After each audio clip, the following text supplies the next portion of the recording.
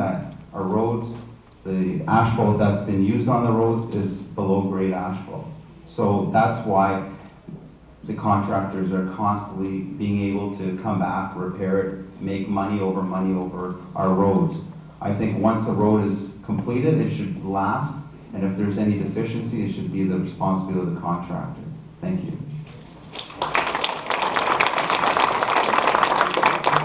Thank you, Mark. So now, are there any additions or challenges or clarifications that any of you would care to make regarding the second question? All right. So that brings us to the third question of the advanced debate questions. And that question is, what is the most important issue you see in your ward? And as we indicated, we'll start with candidate number 3. Dennis, would you help us out? I think there's very many issues in our ward, but to pick one, I think would be that everybody's dissatisfied and unhappy with the way things have been running in the city for the last 4 years. I'm not saying councillors weren't doing their job, maybe just weren't doing it effectively because of the bureaucracy that we have at City Hall, where they think, okay, they've been there for probably longer than our councillors, and they run the city and they run the councillors. Well, that role has to be changed. Okay, and to work with the city, okay, the councillors need to have a good, strong mayor, okay, and a good, strong council to challenge them and know what they're talking about when they're doing projects. To be able to question, why are we doing this? Why are we not doing this? Okay, working construction 20 years, I'll be able to answer their questions and challenge some of the projects that they want to do.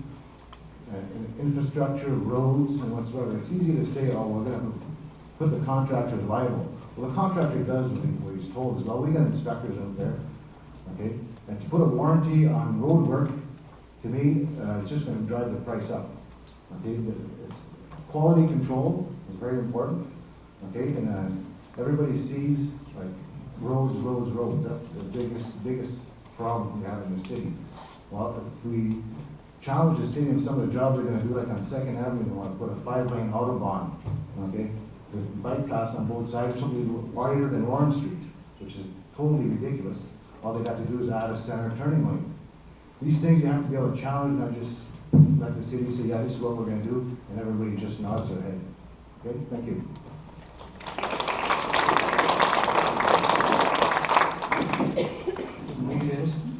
Paul?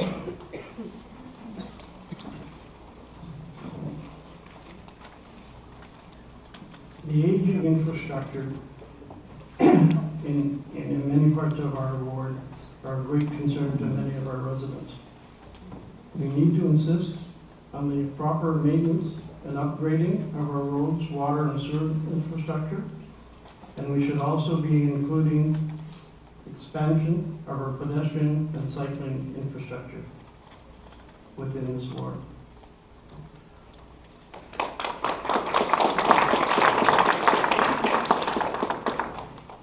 Thank you, Paul. Matthew Long.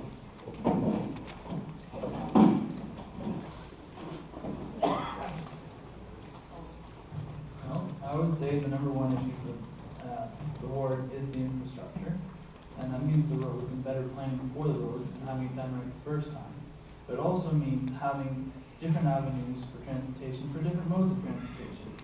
Right now, from my house, there's a park next to my house, and that allows me to get from my house to a street that otherwise would have been a 20-minute walk in about 5 minutes. There was another pathway just up 2 roads that allowed me to go to Shoppers, and that allowed me to walk there in about 10 minutes. Otherwise, it's a half-an-hour walk. And what happened to that road, that little walkway, was that a developer built a house on it and filled it all in. And that shouldn't be happening. We should have, in new developments, as well as helping to keep the existing ones, dedicated walking and biking paths, instead of just tacking it onto existing roads. I think that's a better way of doing it. It's the safer way of doing it. It needs less frustration for people that are drivers, as well as less danger and frustration for those that cycle or those that walk. And that is what I propose for the work. Thank you.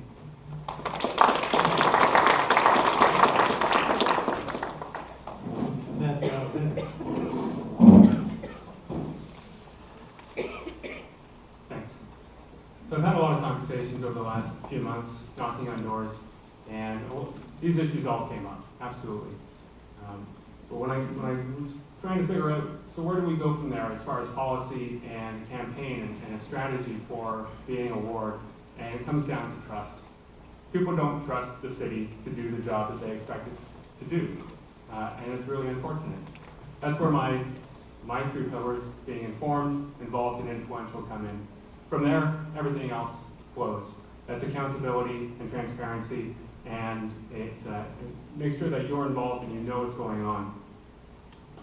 So as a counselor, the simple ways of maintaining that trust, the small things that I would bring in are a newsletter. Simple Ward 1 newsletter lets you know what's coming up at City Council, lets you know where I'm going to be so you can find me and let me know what you think of what's going on. Notice boards for new development. So you're not waiting until the newspaper mentions that something's going on your street. You know because there's a giant sign on the street that says, notice, rezoning application happening. Contact these people. I'm a planner by profession, and so I know that if you follow the process and engage people early in the process, people end up being a lot happier, the project ends up way more productive and more lucrative. Some of the big things that I'd like to bring in are a lobbyist registry. That might not go over so well with this crowd at the Greater Sudbury Taxpayers Association, I'm not sure. But what a lobbyist registry does is it allows that valuable service that lobbyists provide, which is to provide expert advice and perspectives on their industry to council and staff in the daylight.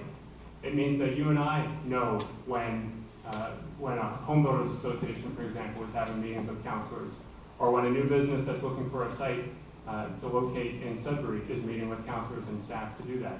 So you can be involved in the process and make sure it's going according to what your priorities are rather than theirs. Thanks a lot.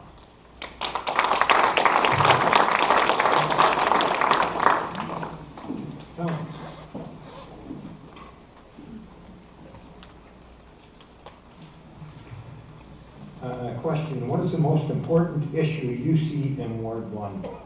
Ward 1 has a lot of seniors living there, and I feel Ward 1 requires more assistance to provide to citizens in the form of tax reductions to allow them to stay in their homes and maintain independence, which ultimately has a positive impact, not only on senior citizens and their families, but on the community as a whole.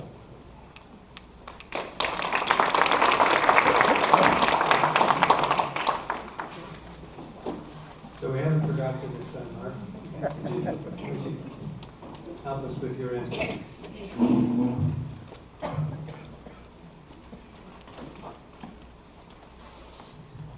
I've been to probably over, I'd say, 8,000 residents. I've walked countless kilometers and I've talked to many, many people. And the concerns that people have in this ward, I can't speak for other wards, but in this ward, they want better transportation bus services for the seniors so they can have accessibility to get from one place to the other.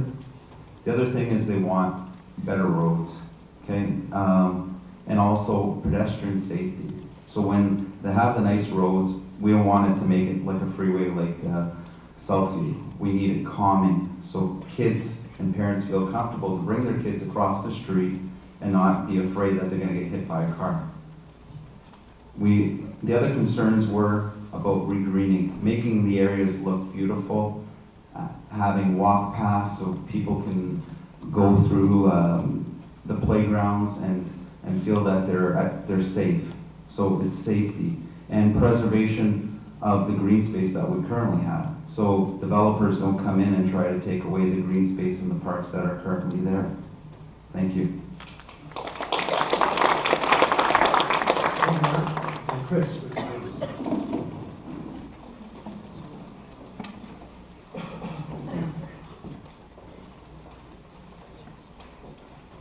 Here are the big issues: snow removal, the state of the roads, and increased tax dollars. Those are the three areas I want to address as your counselor. I want to ensure that snow plowing is done in an effective and efficient way. I want to make sure that our roads are done in an effective and efficient way. I want to make sure that we maximize the potential of our tax dollars so we get maximum return on every dollar. I believe that's very important. And I'm speaking on behalf of the people whose doors I've knocked on, because I know that's their concern. I'm going to continue knocking on those doors, and if there's any other issues that surface or arise, I'm going to make sure that I bring them forward when I'm sitting around the council table. Thank you.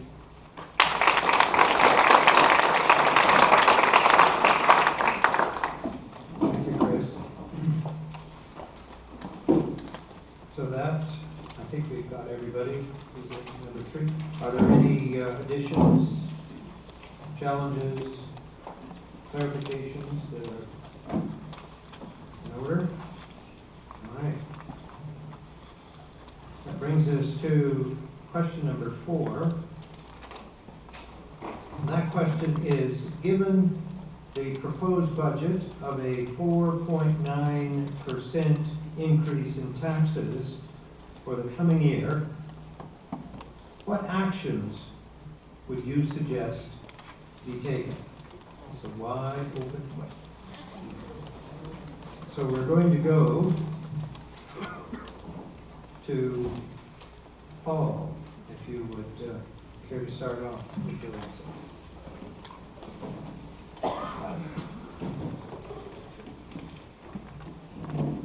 It's imperative that we go back to each and every department in the city and make sure that the 4.9% increase is not forthcoming.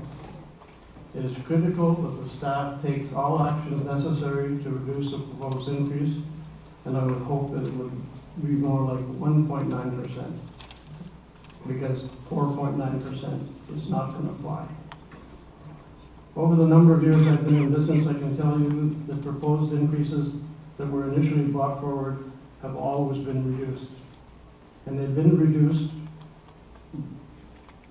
by strong leadership, by finding efficiencies, and by minimizing expenses. And that's what we're going to do.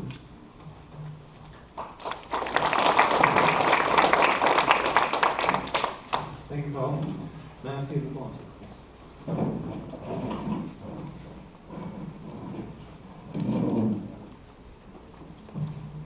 First off, I believe in paying what you get for. And I think the proposal recently of having municipal bonds issued, while it's somewhat attractive for major projects, it shouldn't be something that we should rely on. Now, I mean, you can get great rates now by issuing bonds. The province can get better rates. The federal government can get better rates than that. But the end point is, we shouldn't be saying we don't need to raise taxes and we don't need to raise fees, but yet we're going to fix everything. And then we're going to pass that cost down to the next generation. That's not fair, and it's not the way the city should be run. That being said, wasted money is wasted money and helps no one. So my goal is first to make sure that everything is paid for up front, but that none of the money is being wasted. And that starts at the planning phase, and that goes all the way to completion, and that is something I would do. Thank you.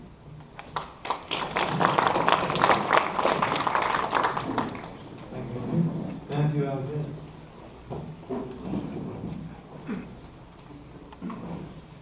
Quick word about development charges. Every dollar that we don't raise through development charges is a dollar we need to raise through property taxes. So we've seen a lot of development happen in the valley, in different parts of the city that require extension of municipal services. But we've also seen our property taxes continue to rise. So the promise of that development delivering on lower property taxes has not been kept. So we need to be more creative about how we do our budgeting. We've had 4 years of a mayor saying that she'll go line by line through the budget, and we've seen what the results of that have been. What we need to do is go person by person through staff and ask them what would make it easier for you to do your job better, and develop a strategy so that they can actually accomplish their goals. I work in public service right now. I want to do a good job. I believe that most people who work for the city of Greater Sudbury want to do a good job. Cutting them off at the kneecaps isn't going to help them. So we need to strategize and be smart about this. This is what businesses do, so that the services that we expect can be provided in an efficient way, in a way that works for people and gets that value for the dollar. As far as the 4.9% estimate, it's an estimate, and it's going to change. But we can't say bring it down to inflation, because inflation is not a number that we can control. We can say, next year, we want to see a certain level of tax increase or a certain level of taxes. So what are you going to do to make that happen starting today? At the end of the year, we may find we have a surplus and we can roll that into the next budget, and we'll be better off as a result. That's what I've got on my note card. Thanks.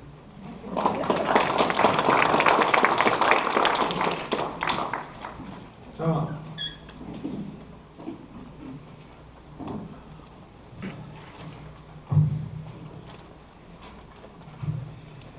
I feel a 4.9% increase in taxes is totally unacceptable.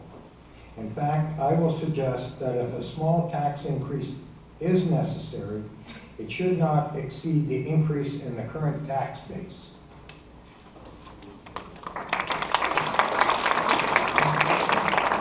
Thank you, John. Mr. Mark?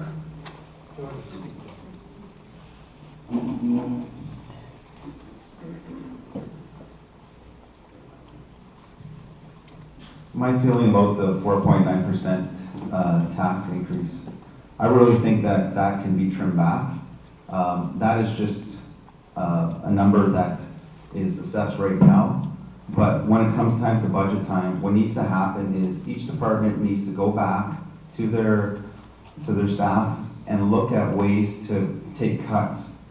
There's ways of doing it without increasing taxes. So the asks that they come back with have to be reduced. Everything, the enhancements have to be reviewed. Also, what needs to happen is when you can't keep going back to the taxpayers to increase their taxes and ask for more money.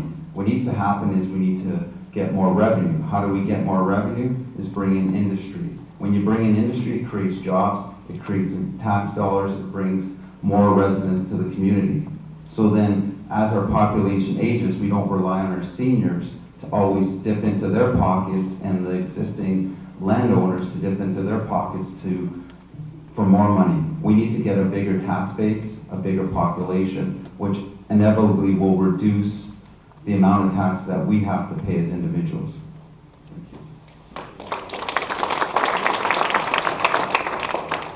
Mark? Chris?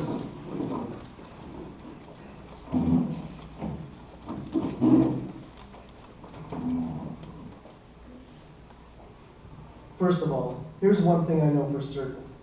There's absolutely no one in this room, you, me, any of the candidates that are running against me, nobody. There isn't a person in the world that likes paying taxes. That's a reality, that's a fact of life. When I look at a 4.9% tax increase, my jaw drops. I can't afford that. Who can?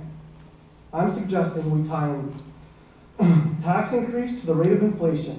The rate of inflation is a fair tool to measure tax increases by. If the rate of inflation is 1.2%, that means everything goes up by 1.2%, taxes go up 1.2%. As much as we don't like paying taxes, we have to make sure that we use some tool that is affordable for you and I. A fair tax increase that is affordable for the taxpayers of the city of Greater Sudbury is also one that's affordable to the developers, to the small business owners, to every business owner, to the workers. Fair and measurable taxes mean we can continue to grow the economy, and I strongly urge and suggest that we explore in a very meaningful way how we tie in taxes to the rate of inflation.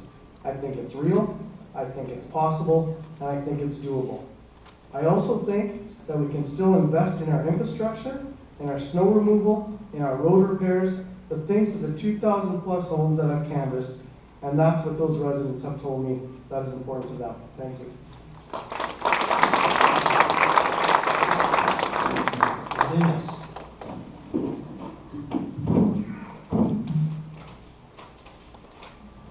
I'd like to know what we're getting for like a 4.9% tax increase. If it's justifiable, which I find hard to believe. Explain to us why we need such a big tax increase with the rise in Greater Sudbury utilities and everything else going up. It's going to be hard for people to afford to stay in their homes. I even consider moving to an apartment just to get away from these high taxes. It's getting ridiculous. And our seniors as well are suffering, and bottom line is our wages are not meeting the rate of inflation or taxes. Like 4.9%, our wage has been frozen at the school board for 2 years, and probably another 2 years. So everything keeps going up, and our wages stay the same. And I'm sure at the city, there's nobody that's getting 4.9% increase in wages. So where is this number coming from? Did they make a mistake in the past that we have to pay for past projects? Who knows? But they have to be able to justify that increase. And like Matt said, it's a suggested increase. Let's hope they can bring it down so everybody can accept a moderate tax increase so we don't have to keep pulling money out of our own pockets. Thank you.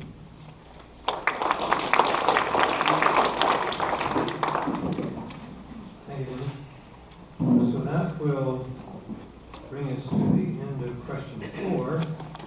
Again, are there any additions, challenges, or clarifications? I see Matthew. Go ahead. You'll have no more than 1 minute. Excellent, that's fine.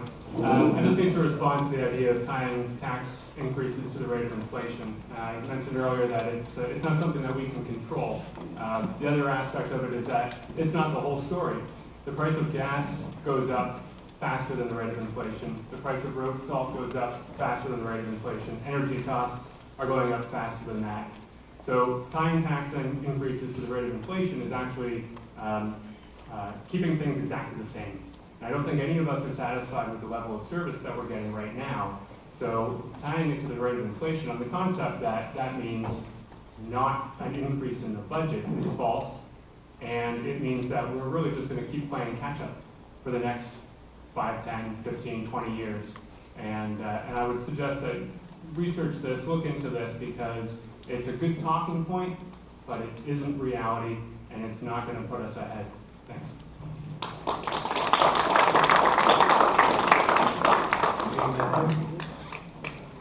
Is there any further? We have questions. Alderman Flynn? Yes? I'm just wondering if you could canvas begin question 5, because I think we've heard from everyone a little bit.